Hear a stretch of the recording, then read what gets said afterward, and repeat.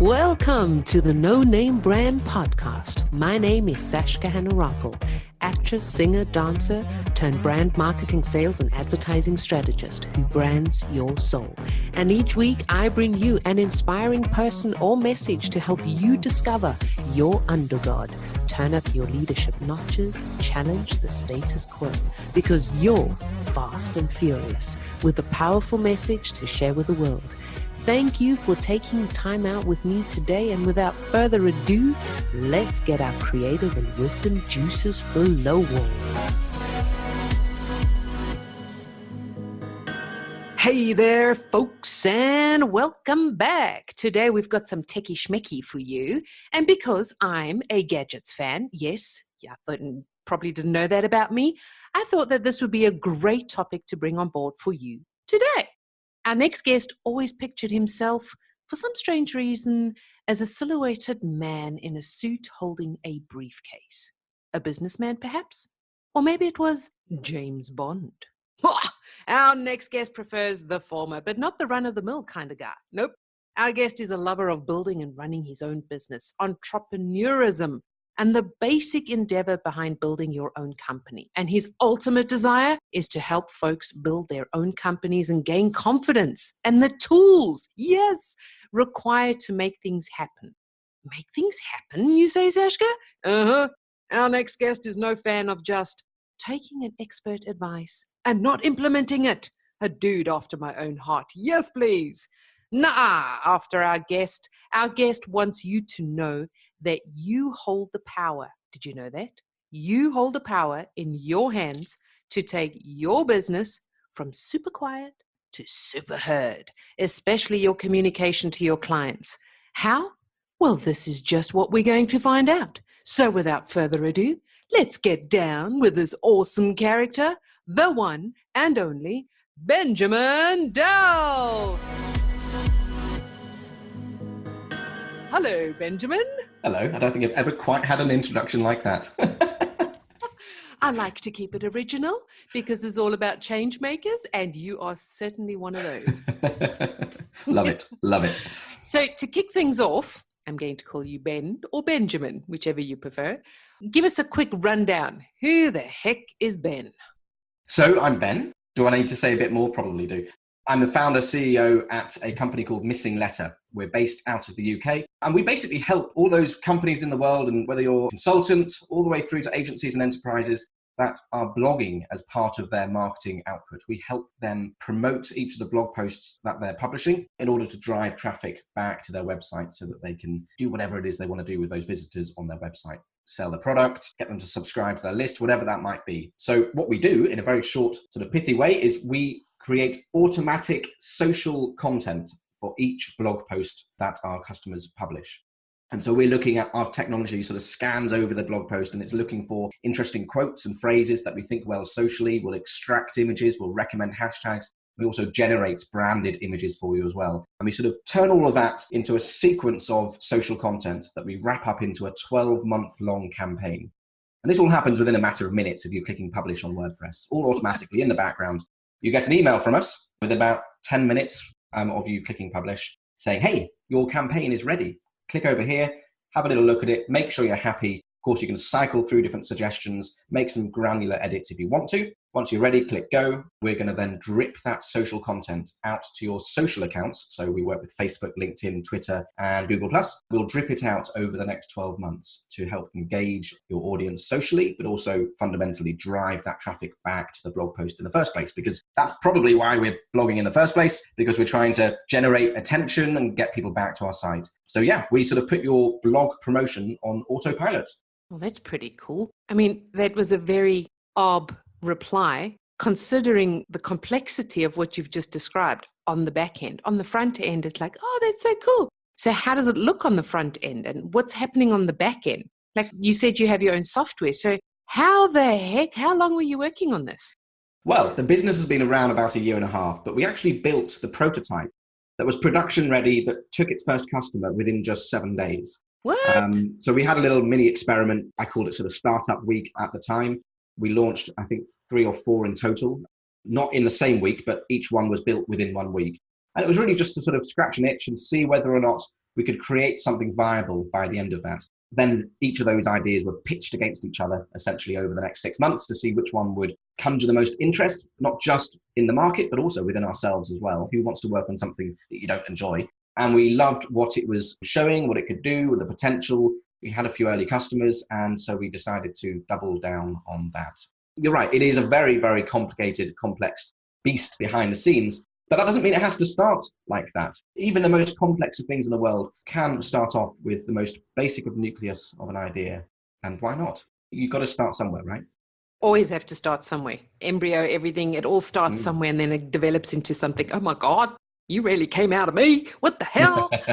That's incredible. So now you were mentioning how starting off simple. So how has it for you become complex? Well, that certainly is the challenge as a business owner, and particularly one where everyone has customers, but where you want the perception of the product to be ease of use. It's a constant challenge to make sure that despite the fact that it's gaining more features and more complexity and just clever things like the server load, we have to now handle the 17,000 users that we have. Every sort of aspect requires further, deeper thinking. But every single point, of course, you're always trying to make sure that you don't overcomplicate things internally so that your team is suddenly swamped and unable to manage things. And of course, you're trying to make sure that things don't become too complicated for the user. So it's a constant challenge, and I don't think you ever truly overcome. But what you do need to make sure you do, and actually what we're going to be doing in the next few months, is taking a bit of a pause, a bit of a breather, take stock of what we have created. Over the next quarter, so from October for the next 3 months, we're going to basically be redesigning the whole interface just to sort of really tidy things up in a sense. And I think you need to have the discipline and the routine to do things like that. Otherwise, things do not only get complicated in a back-end sense, but they feel more complicated for everyone who's using it. Now, did you start this off on your own or did you already have a team? A bit of both. So I run an agency here in the UK. We built websites for fairly large companies around the world. And we launched this whilst the agency was still a going concern. So it was built, the first version, with my team there. But then I wound down and sold off the agency last year and set up a new team for this business Missing Letter. So different teams, but it sort of worked out that way. So how's it working? Like there's one-man show, like type of thing. Marketing, accounting, everything. Are you doing it all? How are you managing it if you are? Well, we're a small team, so there's 4 of us, 5 if you include our part-time designer, although he chips in less frequently.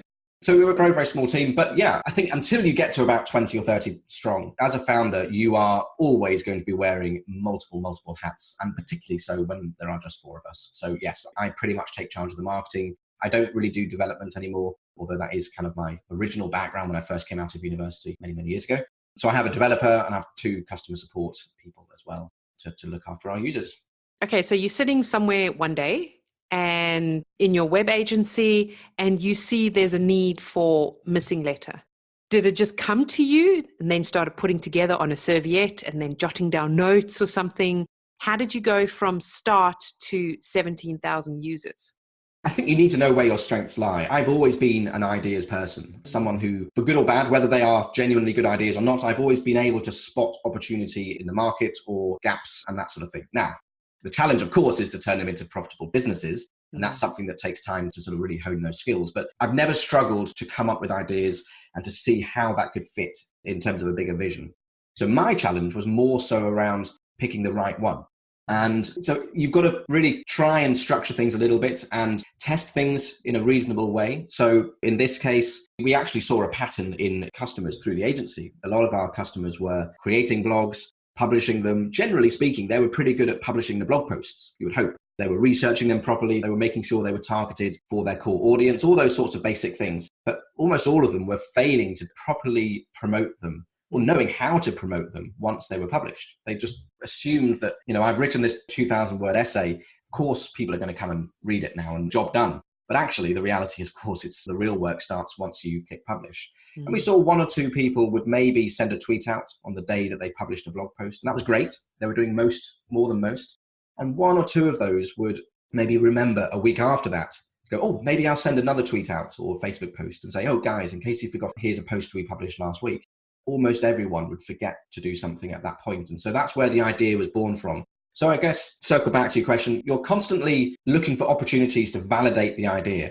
And there's different ways of validating it. You can validate it just in sort of thought, I suppose, by looking at behaviors and what other people are doing. In theory, I suppose is the better word. And then at some point, you need to test it in practice. So you need to either talk to a potential customer and say, look, this is what we're thinking of doing. Do you think this would help you? Which we did parts of that.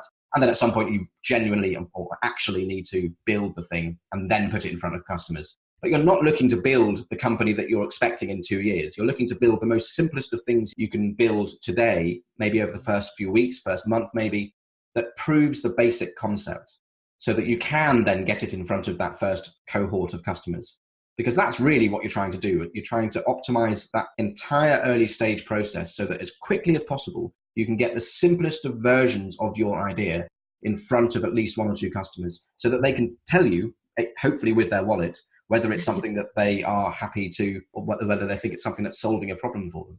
From the 17,000 users that you have at the moment, how is the feedback? How's the resonance at the moment coming back where they're going, damn, this is like really working? Because there are a lot of people that are like, why would I want to repurpose my blog? I mean, I'm just regurgitating the same thing over and over and over again. Like, what is that going to bring me? What is the actual tactic there? Yeah, so it's two ways of answering that. For one, there is definitely some education required there from a marketing and onboarding perspective. Obviously, if we can educate our users why they need to be doing it, they're obviously going to get the product a lot quicker. And with any product you're launching or building, there's what's known as the aha moment. And you need to make sure you're bringing that as forward as possible. So the aha moment being when people actually get the value or understand the value that the product is offering. So for us, it's seeing that first campaign created. Not necessarily activating it, but just seeing the campaign content. If they know they've published a blog post, so they know those words, they know the image that they put in there and the other sort of context around it, to then see that converted into a campaign with lots of little social snippets, that for us is the aha moment. So our entire strategy is around helping our customers get to that point as quickly as possible. And then the second way of answering it is just, and you can apply this to any business, it's the quality of your output and your communication and brand personality as a company. And when you're early stage, the personality of the founder or whoever's leading the charge. And I think that serves a huge, huge benefit because we're not doing anything clever when it comes to how we communicate, but we're being very honest and authentic and natural. So you don't get salesy sort of hard-nosed sort of things from us. You'll get them from me. And I'll always say, hit reply, I'm happy to respond, even though we have, now 17,000 users and people know that they can hit reply and I'll respond. And so the short way of answering what you were asking there is that through those basic tactics, we've built up a massive amount of brand loyalty with our customers to the point that they are natural advocates now for our product. So they go out of their own way, socially and in the real world as well, just talking about us. They promote us without us even asking, and that helps a lot. Word of mouth is the best. Positive word of mouth is the best marketing ever. It's like you just cannot replace that. So the name Missing Letter, you'll have to spell it out. MISSINGLETTR. It's actually missing a letter. Why did you come up with this name, or how, or what was the background on this? Well, as with any name creation, you are doing multiple things. One, you want to make sure that the .com exists because otherwise what's the point? So you go through this process of you coming up with names and you go to the search engines to check to see whether or not the .com exists, and it doesn't. So you go back and forwards. So you are in many ways constantly looking for something that is a little bit more unique. And so that's one way of answering that. It is a bit more unique. It allowed us to find the .com. I like play on words. I like things that are a little bit more quirky, a little bit clever. Obviously, we see Missing Letter as being the missing part of the jigsaw, the missing marketing aspect within your blogging outreach, your content marketing activities. So we see it as the missing piece of the jigsaw. And that's, I like, letter obviously relates to quill, to writing, to the blogging that our customers are doing. So it all sort of ties in and suggests the sort of activities that you might be doing. And the information the computer then so eloquently, I will say this, spits out within 10 minutes. Can you also take that information and use it in your own branding? Or do you have special branding that you have to activate the campaign? Is Missing Letter also a scheduling tool? Yes. So if you're familiar with Buffer and Hootsuite and those other social management platforms, they essentially focus on the scheduling of the social content. And then, of course, the posting or the distribution of that social content. And they do that very well. But the creation of the content, it's down to you as the user. You need to log into Buffer, add those tweets, and then, of course, they're scheduled in and then they're sent out by Buffer. With Missing Letter, we do all three. So we do the scheduling and the distribution. So we will schedule that content out for you automatically. and we will send it out to your social accounts automatically over that 12 months. But crucially, we create the content for you as well. So yes, we very much schedule and send the content as well. Okay, so you can't add your own branding, so it Yeah, all looks the same. Oh, you can. Well, what do you mean by branding in terms of imagery? Yeah. Yeah, so within the campaigns, we create quote bubble, speech bubble style images. So imagine a little speech bubble in graphic form with, say, your avatar or your face or your logo underneath it with your name, and then an extract or a quote from the blog post inside that quote bubble. By default, we have a standard theme for that. But if you jump onto one of our business plans, you can now customize that style. So you can have multiple of them, but for each of those themes, you can put your own color in there, your own font, your own logo. You can make it really feel joined up with your overall brand. Okay. Well, that's pretty cool. How have you personally changed going from doing coding and then to the web agency and now with Missing Letter? How have you personally developed and grown and mindset change setting up your business? So I'm certainly a lot happier on a psychological level. Funnily enough, never really intended to set up an agency. I always intended to be in business, and I've had multiple startups in the past, and indeed had startups whilst running the agency. But I never really, truly, if I'm honest with myself, thought that I would be setting up an agency. But once you set something up, and once it's got bricks and mortar behind it, you have an office, a physical space, you have staff, you can't just shut these things down, and you have live projects. And look, I enjoyed the work. I think I was quite good at engaging with our clients and helping them come up with solutions. And I quite enjoyed that sort of intellectual endeavor. But really, it was draining and sapping away at my sort of internal sort of wellness, if you will. So the biggest change I've noticed really is that it's very clear to me how important it is that I work on software products like this of our own, rather than build them for someone else. I just feel so much more sense of an ownership, of freedom. I'm also working from home now, which was a conscious decision to do after selling the agency. I thought, look, for the next chapter, I want to intentionally set up a remote business, so my staff remote in Missing Letter, and I wanted to work from home and at least see how that goes. Now, I have 3 kids, 1 dog, and a lovely wife, so it's a very busy house, so I'm having to adapt. But I think overall, I'm much happier, much more content, and as a consequence, much, much more driven to sort of really nudge the needle. Well, that's pretty. What's the drive? The drive for what? To grow the business? Where's it growing to? Or more personal, like, I want more holidays? My wife definitely wants more holidays. I wouldn't say no to them. Look, I think there's a couple of ways of answering this as well. If you ask anyone that question, they'll probably take a while to get to the real truth of it. The honest answer is, look, I'm in it to become a millionaire, to make lots of money and do all those sorts of things. I think you're lying if you would say otherwise. That's not really the ultimate goal, because when you start thinking of those sorts of realities, you then ask yourself, well, let's imagine that I did sell for 100 million tomorrow. What would I be doing the day after? And the reality is I would be doing exactly what I'm doing today. I love building companies. I love creating products, generating buzz, engaging with customers. That's what I crave and love. So yes, I would take a wonderful holiday for a couple of weeks, but I would straight away be launching my next startup. So why am I in it? Really? Emotionally, because I just love doing this sort of thing. Now, obviously, I want to create a secure financial life and future for my kids and my wife and for myself, I suppose, if I deserve it.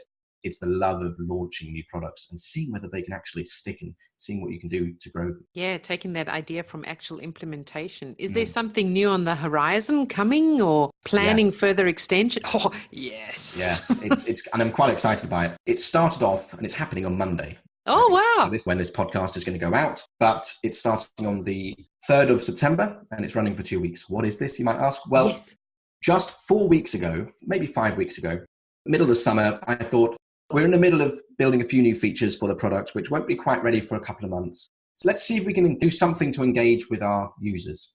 That was less selly. We're not selling them an add-on or a new feature or anything else. Just something that was, hey, look, here's some genuine value. And so I thought, look, let's just do a series of webinars over a 3-week period.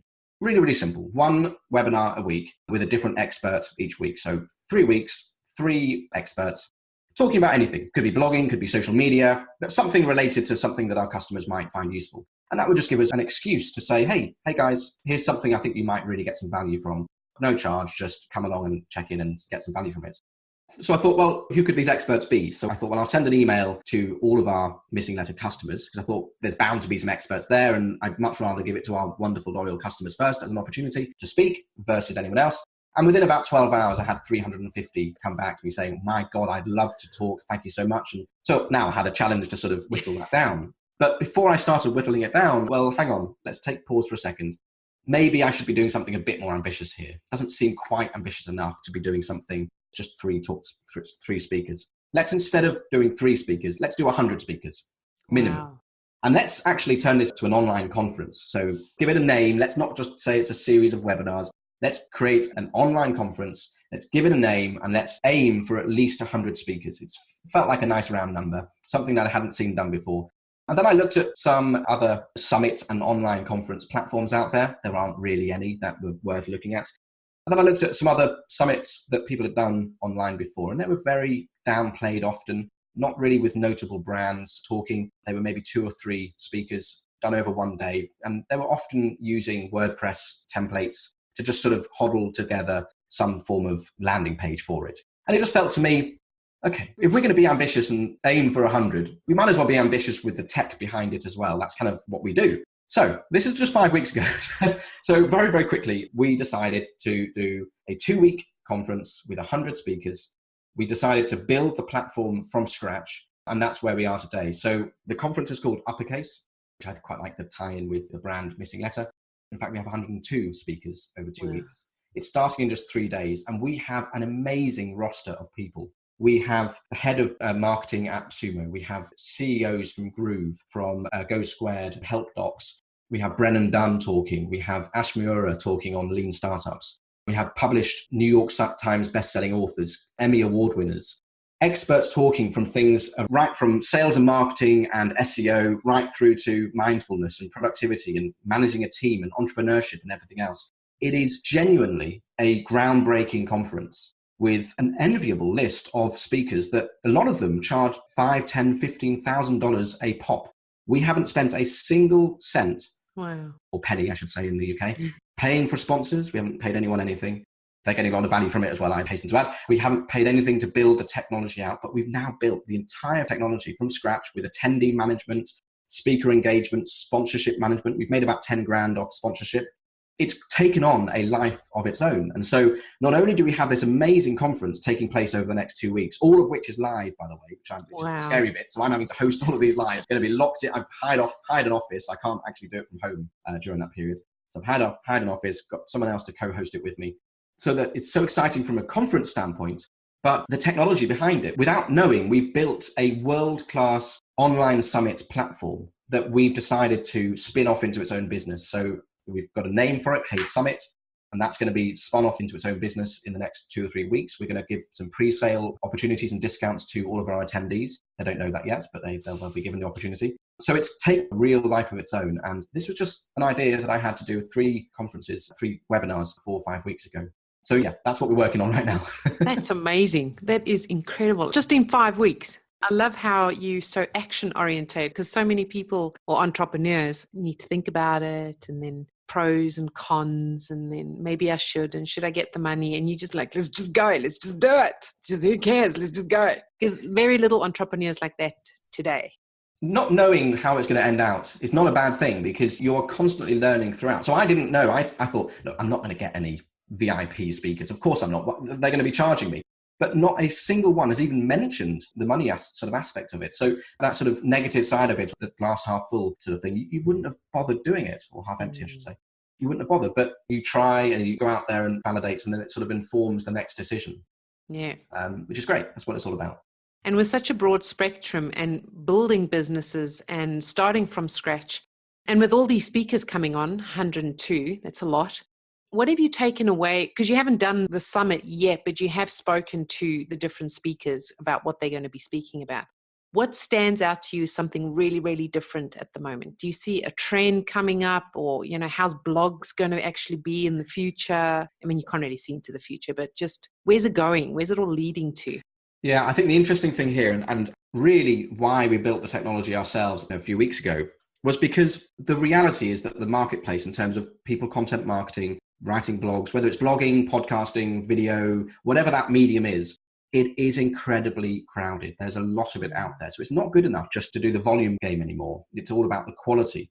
And then when you look at the video sort of side of things, or summits particularly, or conferences, it dawned on me that this wonderful, whether or not you have great speakers or not, invariably the video and the content was locked away afterwards. It was made available for the attendees, as it should do, of course. And sometimes they would make a recording available, but it was, again, still behind a locked wall. And it just seemed to me that there was a content marketing play here that wasn't really being addressed. So from our perspective, what we've built into the platform now is this facility where we have 102 speakers, as I mentioned, so 102 talks, all being recorded live. And yes, we'll be making recordings available to our attendees, but they will also live on the uppercase platform on the website. So imagine we have a talk page where if you want to click into so-and-so's talk on the site today, you'll look at that and it will give you a countdown to say how much time is remaining until the talk's taking place, and you can register and do all the normal stuff you'd expect.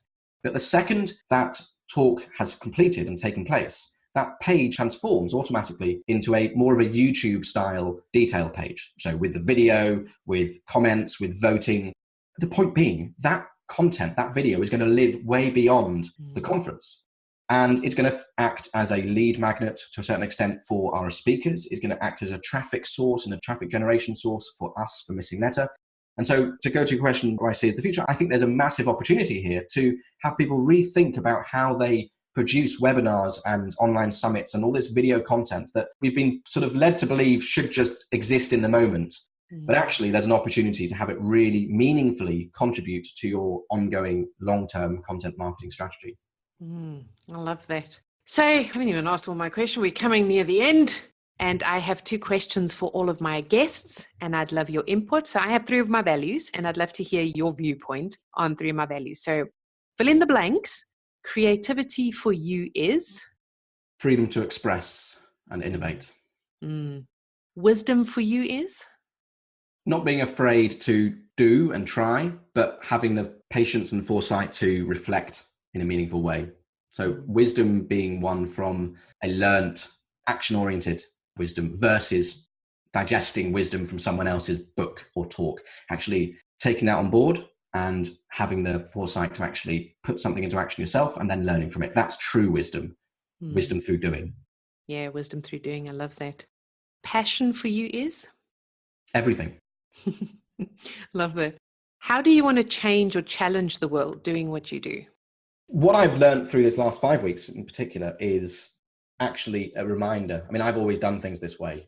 As I mentioned, Missing Letter was launched in that first week, but it was behind closed doors and everything else. I think I'm seeing a passion within me to actually help others understand that big things can be achieved quite easily in terms of getting something started. So that's what I'd love to do a bit more of, actually nurturing entrepreneurs and helping them get things out of the door, because ultimately an idea in your head is only an idea in your head. And it might be a terrible idea.